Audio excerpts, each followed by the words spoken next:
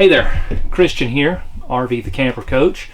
I want to talk to you about something pretty important today, and that is pricing. You know, this is kind of where the rubber meets the road with your camper rentals. You got to decide how much you want to charge people for the pleasure of renting your camper, and a lot of factors go into that. Not least of which is you understanding and kind of deciding what it is you're hoping to accomplish through your camper rental business. Maybe you're trying to pay down some debt. Maybe you're having a side hustle to make a little extra income. Maybe you just want to cover the cost of your camper and have a little bit extra. Whatever it is, that all goes into to factoring what you want to price your camper at as far as a nightly rate. Now, for us, the decision that we've made and the reason that we rent our camper is so that it will pay for itself. So we want to cover our monthly camper payment. We want to cover our insurance, tax and tag, and that's pretty much it. We would love to have some to cover any upgrades or repairs or anything that we want to buy related to the camper, kind of cover the business cost. And so we know that if we rent our camper, because of the way we've priced it, we know that if we rent it 2 nights per month, that'll pay for it. That will make our payments for us. Anything over and above that is icing on the cake. Now, when you go to price your camper, as far as, here's what we want to charge per night, the best thing to do is look and see what other campers in your area are renting for. I don't know whether you're using Outdoorsy or RV Share or some other camper peer-to-peer rental site. Look, do a little research, find out what other campers are going for in your area. Also, and this is relatively new, but with RV Share, when you go to set up your listing, it will, you'll put in what make and model of camper you have, and then it'll give you a suggested nightly rate. When we got this camper that I'm sitting in right now, our 2019 Wildwood X-Lite, we kind of had a number in mind. We decided on what we thought we could rent it for, and then as we were setting up the listing, the suggested rental price was $1 off. It was actually $1 less than what we thought we could rent it for. And so, you know what? We went with the suggested price. That $1 might just be a little bit more attractive to somebody. And that's no big deal. It was a good price range. Again, 2 nights at that price will cover our payments for the month.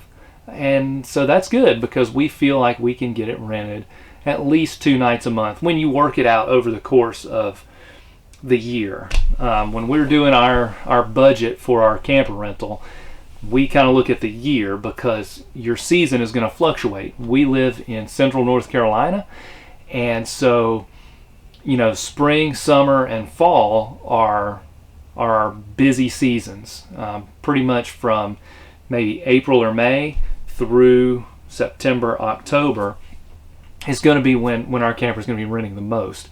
And so those winter months, December, January, February, March, we may not see any rentals. And that's okay because the other months have made up for it. So do your research, find out what other campers are going for in your area, and base your price off of that.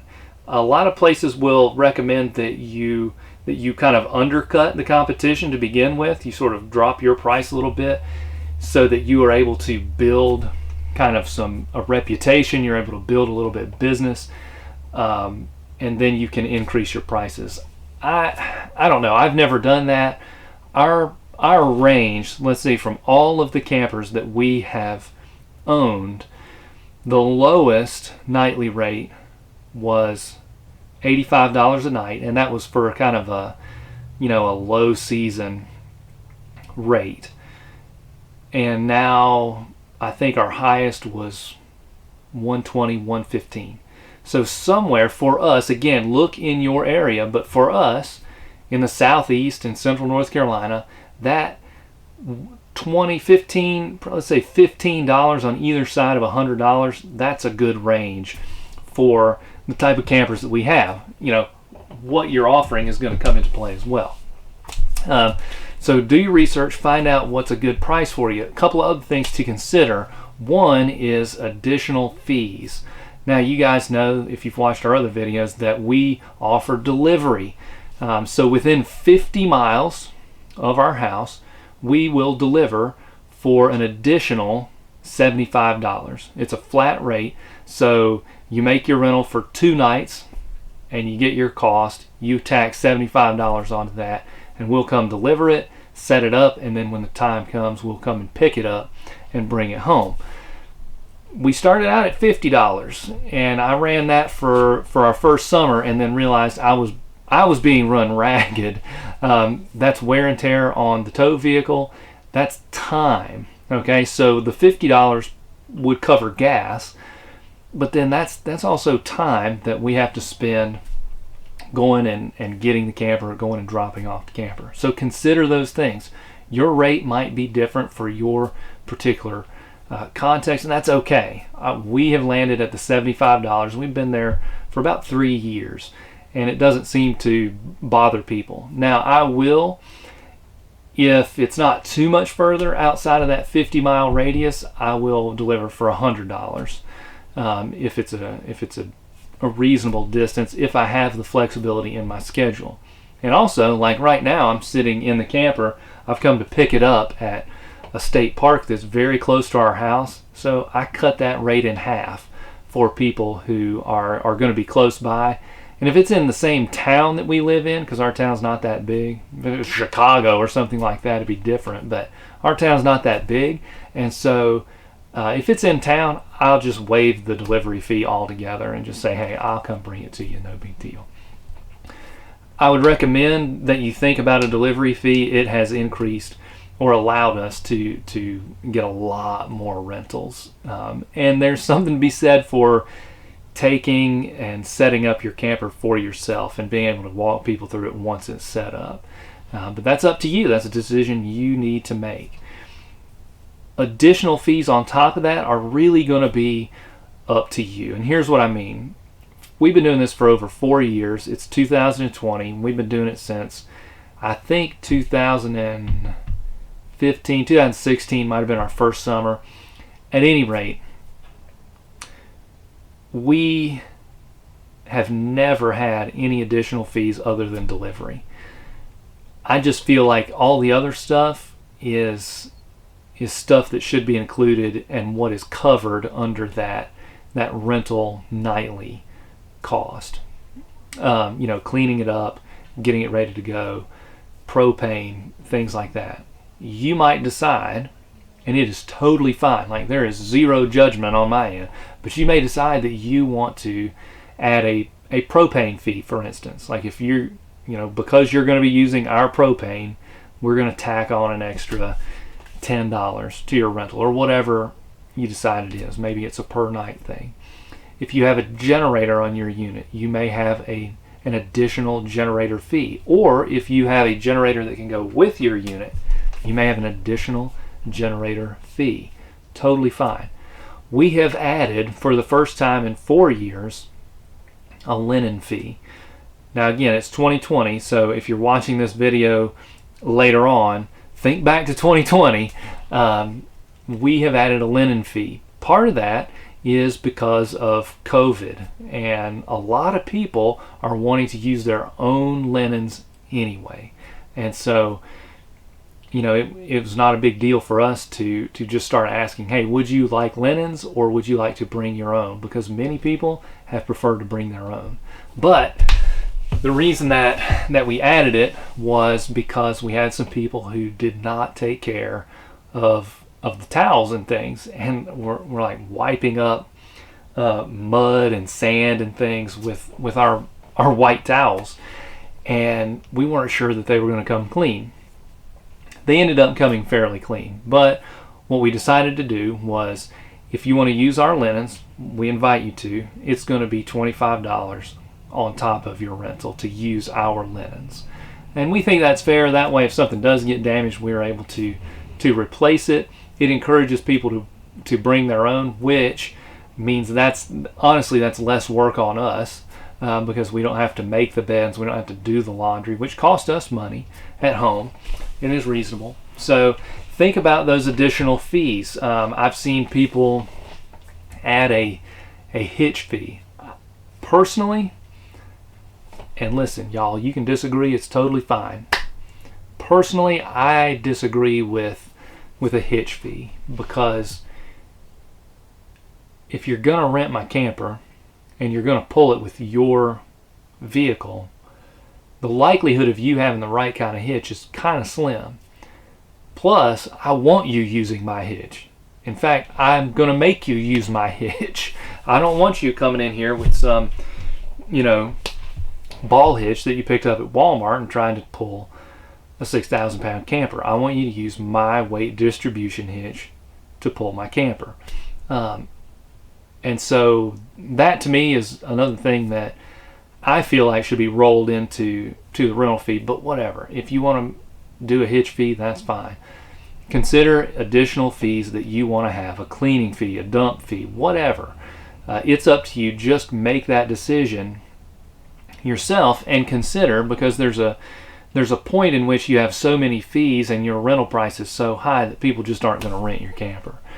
For us, we want the balance to be in the other direction, and we want so what I mean is, you can either have a high rental price and rent it a few nights, or you can have a lower rental price and rent it many nights. That's what we've opted for. We would rather have our price be reasonable and then rent it as much as possible, because we think that gains us more business, and every little bit helps. So consider these things. Consider your nightly rate. Look at other rentals in your area. Consider what you're trying to do with your camper. Like, why are you renting it? If you're trying to make some money, that's going to factor into what you price your camper at or your rental at. Consider a delivery fee. Again, that is totally up to you. That's a decision that I cannot make for you. Number 3, decide on any additional fees that you want to add to your rental. And then think about how that all is going to look to prospective renters. And again, for us, we've opted for a reasonable rate, a couple of additional fees that people get to take advantage of if they want. But overall, we want it to be as simple and as streamlined and as cost effective as possible for folks, so that we can gain their business. You also obviously have the option to run discounts. We do, if for repeat customers, I give them a discount for weekly. If they rent for an entire week, they get a discount. If they rent for an entire month, they get a discount. I also do seasonal rates for race week at Charlotte Motor Speedway. So there's a different rate for that that's a little higher, because truth be told, if I don't have to take it over there, I'm just as happy. And 4th of July week gets a different rate, because demand is simply higher at that time. But you can look at all kinds of different seasonal rates that you may want to have, and most platforms are going to give you the flexibility to do that, and I'd recommend looking into it. That may help you offer discounts or get a little bit more bang for your buck on some of those more in-demand seasons, and that's okay. This is a business. We want to do it with integrity, we want to do it with honor, and we want our people to rent from us again and give us good reviews. Bear that in mind. It's okay. Like, for these people that I'm picking up for right now, they had one minor issue. It wasn't anything huge. Wasn't actually even anything dealing with the camper itself, but some accessories that I felt was not up to standard. And so when they brought it to my attention, I said, hey, I feel really bad about that. I should have checked on that. I'd like to give you a $20 discount to, well, I'll just tell you what it was. The little gas grill that we send with the camper was dirty. I hadn't looked at it from the previous rental, and so it was dirty. And they said, hey, it was dirty. We didn't feel like using it. And I said, listen, I'm sorry. I apologize for that. Should have checked it. I want to give you a $20 refund to help you cover the cost of your little propane tanks. Of course, they say, hey, you don't have to do that. But listen, to me, that's good business. to me, that's the right thing to do. And what that does is, the hope then is that these folks are going to go on to RV Share. I hope they give us a good review. And I've lost $20 from that rental.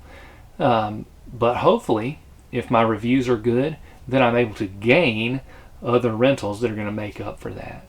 I want to operate my business with integrity and honor.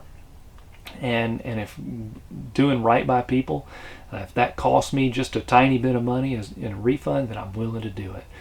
Because I think, number one, that's honoring to the Lord, and that honors people.